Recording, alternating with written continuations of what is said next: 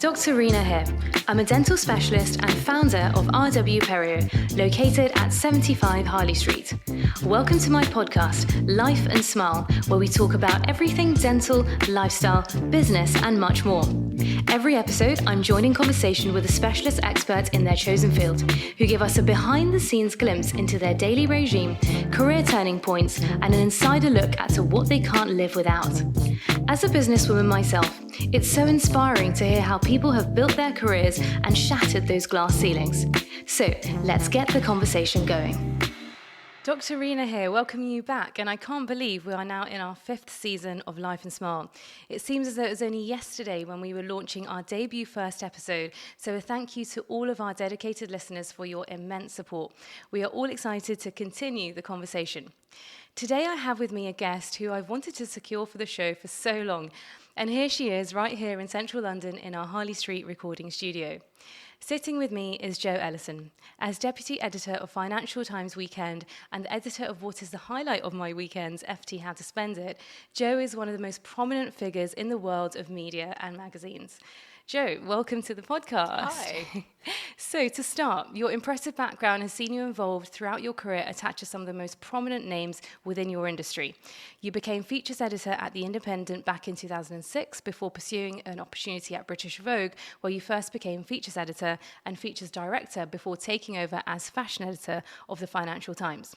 So talk us through those early years of sort of starting out and then how your career progressed. Oh my God, way back in the midst of time. I've been around a while now, so I got my break in journalism when I was working in Ireland. I moved to Ireland just after, about a couple of years after I graduated, because I fell in love with an Irishman and I followed him to Ireland. There wasn't really much going on there apart from the fact that the city that we were in had a big newspaper that was printed in the city. It was Cork.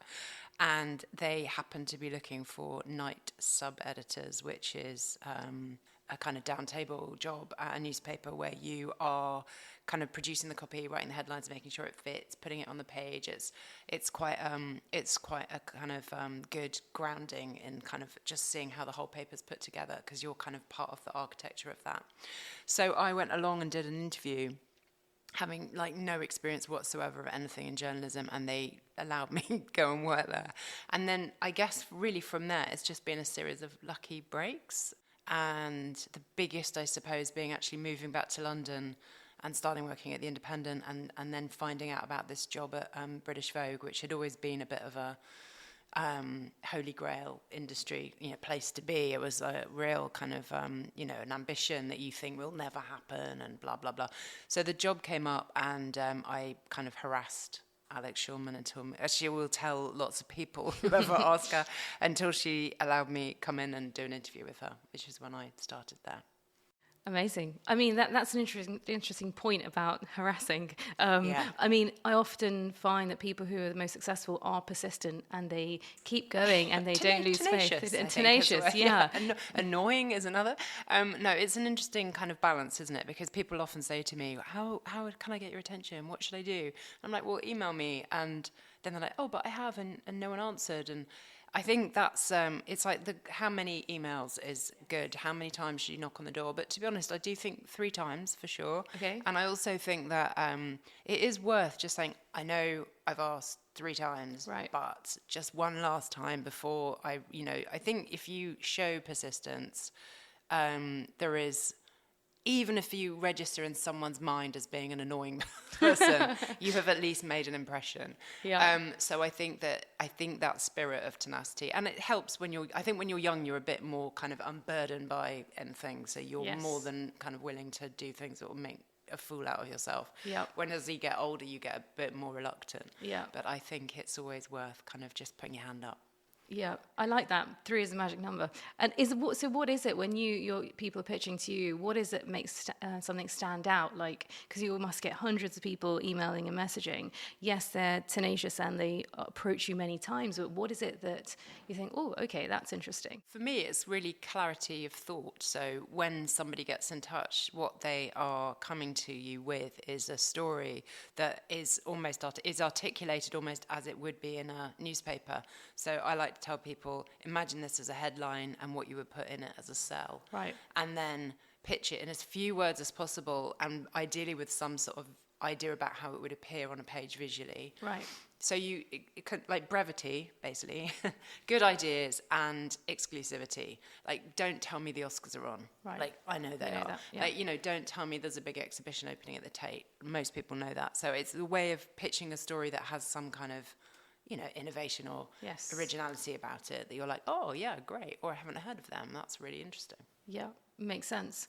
And, the landscape of luxury, it's constantly evolving, and you must be involved with so many different subjects within it. But through your time, is there any piece or pieces which have really kind of stood out, or ones that you've commissioned that really made an impact? I'm sure there's a long list to choose from. I think the beauty of what I do is that it's less about impact and more about just pleasure and people just kind of taking time out and enjoying things. So you're not trying to necessarily move the needle. But I've done interviews with some really, really interesting people. I'll never forget interviewing Federico Marchetti at the point at which he was at Net-a-Porter with Natalie Massenet, and that having quite interesting repercussions afterwards. And you meet someone like Bernard Arnault and you do a piece of, it's just interesting meeting people who have that much kind of power and influence, and you're in the room with them for 30 minutes, and just to get a sense of what their energy is and how they are in a room. God, it must be fascinating for you as well, because you see these people in the dentist chair. For sure. And it's most vulnerable. Yes, exactly. No, I think it's great, and people are happy to share their story and connect, and people want to do that and they enjoy that, which I think is wonderful. But yes, you do meet a range of different people and personalities and stories behind them. So yeah. Looking back at your career as well, would there be anything that you would have sort of told your younger self now, or someone who wanted to follow a path similar to yours? Is there anything obviously the landscape has completely changed, but what sort of advice, as well as having that tenacity, what else would you say would be useful? I think what I tend to say to people that are going into, I guess, journalism or content creation or whatever it is that in that kind of a world of storytelling, is to be as curious and as interested in the world around them as possible. So try and read everything, try and ask questions. It helps when you're kind of sociable and you're prepared to make conversation with people. The number of times I've got a story because I sat next to somebody at a dinner, and because we had a conversation about something that led somewhere else, and then you kind of pick up on something, and then it's like stories don't come to you, you have to go and find them. So I think that's, for me, curiosity is the most important thing, and to just kind of try and stay informed. Yeah. I guess and those conversations you have by chance sometimes become the biggest stories and the most interesting. You're not gonna break news sitting at your desk looking at a screen, I don't think. Yes, you'll see things that are happening and you can be reactive and you can spin things out of that, but I think being out in the world, being part of the world, is the fundamental kind of, that's what that's the connection between us, that's where our humanity is, that's where our stories are. So you've got to play a part in that as well, I think. Yeah, for sure. So you've mentioned sort of the pieces and the interesting people you've interviewed. What would be your proudest moment to date, if you had to pick? Oh, God, I'm so bad at it.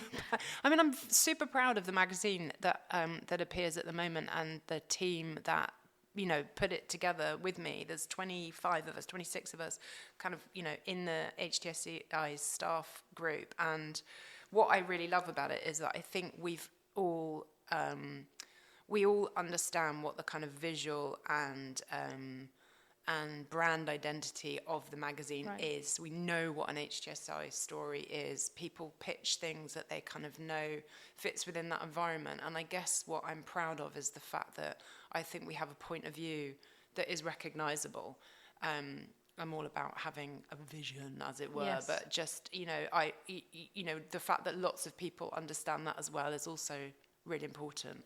Yeah. So I guess I guess that, having a having a point of view. Yeah, no, for sure. And I think it's nice to have that team and everyone understanding the vision and working towards it. And I think I mean, with our team here, we have a similar thing, and it's fun as well. It makes every day enjoyable and sort of bouncing ideas from each other. It's like you're a big shoal of fish and you're moving in the same direction. Yes.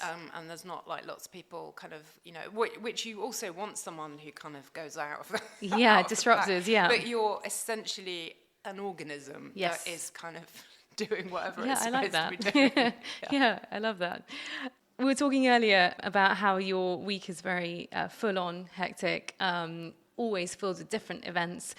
Do you have a typical working week, or does it every day and week vary depending on the year and the time of year? I think because newspaper production or print production falls onto like an incredibly specific schedule and timeline, so that I know exactly what point in the week we should be with the schedule, and I know exactly what time various pieces need to be filed and where my deadlines are and when things need to be responded to. So on one level, my week is incredibly prescriptively scheduled. I know what I do on a Monday and a Tuesday, and I know exactly when those meetings are, and I know exactly what that is. And then without that, then there's also the travel, and then there's Fashion Month, and there'll be like various dinners in a week. So whilst the variety is really far-ranging, the kind of basic architecture of the week is exactly the same. So it's a kind of strange, sort of two parallels, really. But I think my weeks, I know pretty much exactly what I'm doing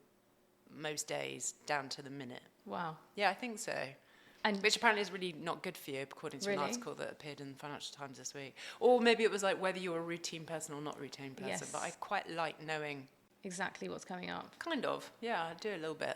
I mean, you I guess have to be super organised. You mentioned obviously the structure and those buckets are the same, but what you're filling them with is every time it's different. But how do you schedule your day? Do you make like a list of everything you're going to be doing that day, or use your calendar, or what keeps you kind of? Because I guess I've got the iCal. Yes. So that's but I don't actually schedule that. There's someone in the office who kind of manages that, and then I have like a list that I write down on my spiral bound book every day.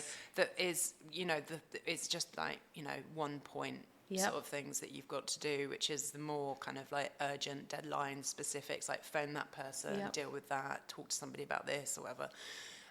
So I do like lists, and I like ticking off lists as well. And spreadsheets. And I like everything to be immaculately organised. Quite well. I'm not immaculately organised, I don't think, particularly, but I definitely really admire it and appreciate it in other people. And I'm pretty organised, yeah. I'm sure you are immaculately organised to be able to do so much. Do you like that variety then? Do you like the fact that there's lots going on? Does that keep you, because what keeps you motivated and high energy and on point all the time? Oh my God, it made me sound so not that person. But I think the beauty of a magazine is that every magazine you start is empty. So it's a blank canvas each time. So you've got we have 38 issues, I think, here, maybe even 39. And each one is its own entity, and no articles are the same. So every week you're just jumping into a whole new kind of topic field. You're finding out about something new. You're interviewing somebody different. I think that's why I find journalism so addictive and magazines so addictive, is it's always new. So you just don't have an opportunity to get bored with it, because there's a new topic. Yes. And also you get to say goodbye to it every week. You get to deliver it, send it to press. Start fresh. Yeah, be like, bye, it's closure. For someone I think who's very, I don't know what I am, obsessive, I don't know, but it's really kind of suits my mentality. It's like, okay, deadline, target, done, off, start again, satisfying, exactly. And what about, because obviously it's pretty full on during the day, do you ever switch off in terms of evening, or you constantly, it's more like a lifestyle approach, you're kind of sending an email here or there? Lifestyle approach to the 24-hour day. Yeah, I think probably the latter, I'm definitely not I turn my phone off at 7 and I spend quality time with my family. It's like, no. You multitask, I definitely am like one eye on the phone, one eye on the telly, one eye on my daughter, one eye on whatever else is going on. Not the meal usually, because I don't really cook. But I think it's quite all-absorbing, and to be honest, I quite enjoy it. So it's not like, oh my God, I've got to do the whatever it is. But I do tend to be on most of the time. Yeah, I'm the same.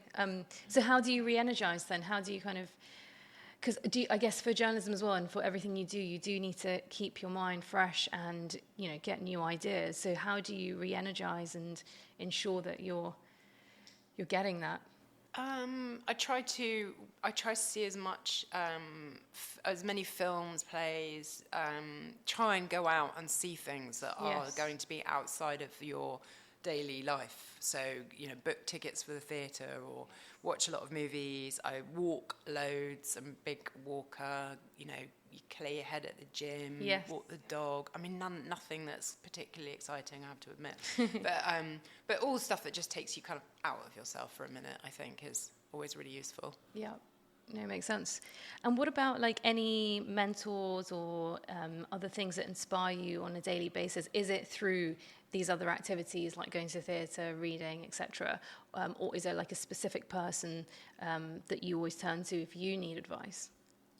Oh God, I think there's lots of people that I talk to for advice or I use as a sounding board, and I feel that I hope that the ethos that we've created at the newspaper or at the magazine is a very kind of stress testy environment, so that people should and will challenge ideas that they don't think are working properly, or if they don't resonate, or if they seem inappropriate or whatever. So we have quite a good active conversation ongoing in that sense. And I look to lots of people that I work to for kind of, you know, either affirmation or actually kind of for controversial. You know, I want people to kind of challenge what we're doing. You know, you don't want everyone to say yes always. And then, I mean, God, it's really lame as well. I've got an 18-year-old daughter, and I find her perspective on things really fascinating, because you get to pick the mind of a young person, and that's like her and her friends. I mean, I just find I could just listen to all that for hours. It's so interesting to, you know, it's a proper generational shift. Yes. And I feel ancient sometimes when I'm listening to her opinions on things. It's like, my God, I'm like my bloody grandmother was when I was like 18. It's just terrifying. But no, that's super interesting. I think it's nice that you've created that environment where the team can actually not say yes to everything and God, actually... I mean, ask the team, they'll probably be like, she's a tyrant, what are you talking about? I've never said no to Jo. So, yeah, I mean, I like to think that it's a kind of like I'm sure. a really conversational environment. But yeah, I think the problem with all things in the creative industry is when you're surrounded by too many people that are saying yes.